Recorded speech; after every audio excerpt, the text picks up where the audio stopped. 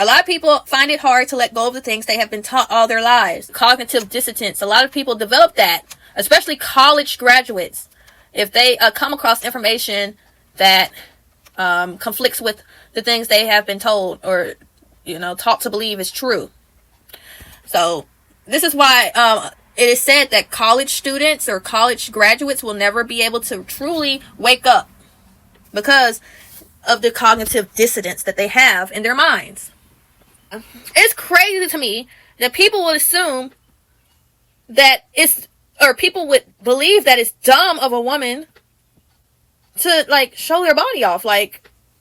If you're drop dead gorgeous, use that to your advantage. Don't be like me and just let these people strip you of your power, telling you, oh, you have to be natural or nobody's gonna talk or listen to you. That shit's stupid. I listened to that and that probably is what set me back, and I probably would have went viral a long time ago if I would have just stayed the baddie that I was originally and just continued to get better with my makeup and all that. But at the same time, I needed to detox my body and my skin, so I had to be natural for a while to actually clear my skin up. I had really bad acne and a lot of discoloration, bad discoloration in my face. Okay, and I had to clear that up. So to be able to do that, I can't have a bunch of gunk on my skin, on my pores. So for years, I went without makeup. I went without, I just started applying lashes literally a year ago. I wasn't into lashes. Okay, I let go of weave for a long time, believing that, we were really going to change the system. We were going to shake things up. But no, black people are not doing anything. We're not shutting down their system. It seems like black Americans are pretty much ushering in the New World Order with 19 keys and the NOI and all that. So I don't want no part. The leaders of these movements actually are CIA agents, and they were raised in the suburbs. They were raised around white people. Privileged, okay? They wasn't raised around their own people to know how their people really are.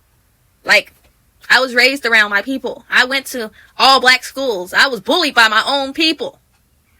Just for being different. Being quiet, shy, and, meeks. And I was very skinny. I always been skinny and petite. So that made me a target to these big whales. Okay? Outside, everybody assumed, it's only the light-skinned women that's getting bullied. But the decent-looking brown-skinned girls and even dark-skinned girls get bullied too if they have beautiful features. It's not they don't have the big flared nostrils, those the big flared African nostrils like this or whatever, ape-like features. People get bullied who don't have these ape-like features in the community. And no, my features are not European. Get this through your thick skull. There were multiple indigenous human species that materialized on different continents, not just one continent. We do not just come from one continent. We come from all continents, and we had our own distinct looks, different looks. But now we don't really have a distinct look here in America. The black Americans don't have a distinct look anymore because we've been mixing around. We've been mixing around with foreigners. So y'all don't even know what an indigenous American really supposed to look like. And here I am.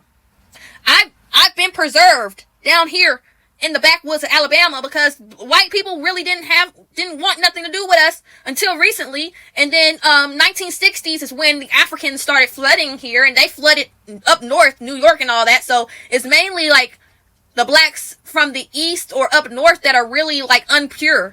And Californians, they're not really as pure as the blacks in the south. Okay, a lot of us are still untouched, and that's why my features look the way they do.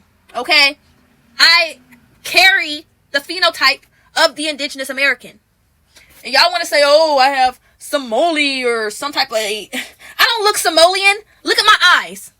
Look at my freaking eyes. I have soul, so don't play me. Okay?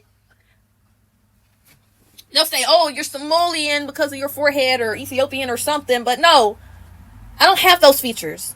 And Ethiopian people, they're short. I come from giants. The people in my family, my aunts, my uncles, they're over 6 feet tall. Okay?